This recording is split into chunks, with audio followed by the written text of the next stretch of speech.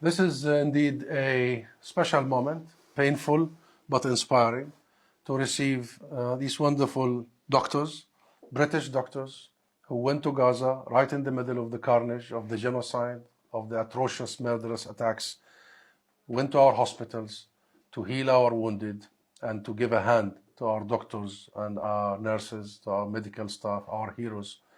They represent the best of Britain. They represent the best of humanity. They give us hope that the Palestinian people are not alone. And therefore, in the name of the state of Palestine and the people of Palestine, we are here to honor every one of them and to say thank you from the bottom of our hearts. You do give us hope, Dr. Nick and Dr. Khalid, and Dr. James and Dr. Omar, and all the people here today. I know what you have seen was horrific, but what you have done was heroic in every sense. We will remember your dedication, your bravery, your devotion to the cause of peace and to the cause of justice, your love to the Palestinian people, and help when help was needed. And hopefully we will see that you will come when Gaza is free, when Palestine is free, when the carnage has ended. You will come to a free, independent, sovereign, prosperous state of Palestine. Thank you again. Thank you very much indeed. And thank you for welcoming us today. It's a great honour to be here. I think that we felt it was a great privilege to have the opportunity to go into Gaza to help the people. Many of us have been to Gaza on many occasions. Every time I go, it gets a deeper place into my heart. It was horrific, many of what we saw, but it was also wonderful seeing some of our friends and seeing the beautiful Gazan people who are as beautiful as ever. And we had very, very mixed emotions during the trip.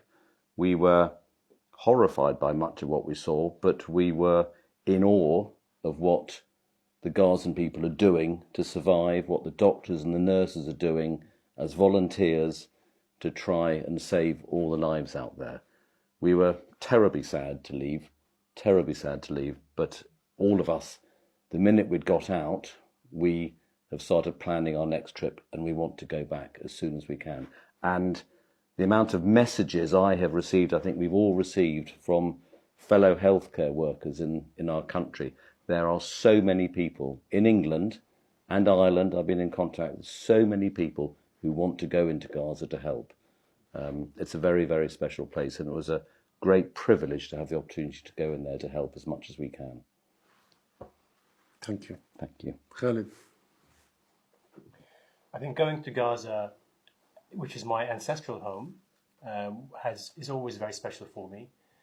And going in and seeing what happened from the moment we arrived in Rafah to the moment we left from Rafah as well, has a special place, I think, in my heart. And I mean, the lasting memories that I have of spending my time in Gaza are the people's endurance, people's resilience, but at the same time, the normalization which bothers me of what's going on in Gaza. And I do worry for them. I feel a huge amount of guilt, I think, as many people do when we leave Gaza, that we're leaving behind people who are colleagues, friends, and we make a lot of friends very quickly in Gaza. So that's definitely a lasting impression.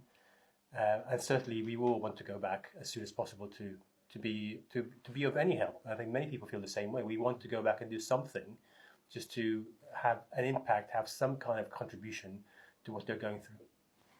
Thank you, Khalid. Yes. I mean, I feel much the same way. I think for myself, it was my first time visiting Gaza. I've been to the West Bank. I absolutely will return to Gaza at the next nearest opportunity. I recall, I think it was yourself, Khaled, saying something shortly after we arrived with respect to how we were feeling about being there. And I really felt that I was exactly where I wanted and needed to be on a very personal level. I feel very strongly and passionately about the future of Palestine. I have done since I was a child. And I think for me, there was a sense of frustration, anger really, when we weren't in Gaza, that we were here and feeling a deep desire as physicians to do what we've trained to do. And then to be in Gaza and to be able to do something, however small, felt really, really important. And much like Nick and Khaled and the rest of the team that aren't here today, I really can't wait to go back, and hopefully under much better circumstances. You will be welcomed back. Dr. Omar. Thank you, Dr. Sam. So I didn't go into Gaza this time around. I hope to be in with the team the next opportunity. We also have to remember Dr. Deborah Harrington, Dr. Samir Shah, and a few other colleagues who have been in during this time. Unfortunately, they can't be here today, but they are brave men and women. And I'm proud to stand alongside these heroes, really. And the heroes inside Gaza, the doctors and nurses and paramedics and the health workers and the general people, the children of Gaza, who are really the best of humanity. And it is watching them that has provided that willpower for these doctors to go in and help. And I hope that we will form this formidable army of doctors, healthcare workers that will rebuild Gaza, will rebuild a free Gaza and a free Palestine, inshallah. Inshallah.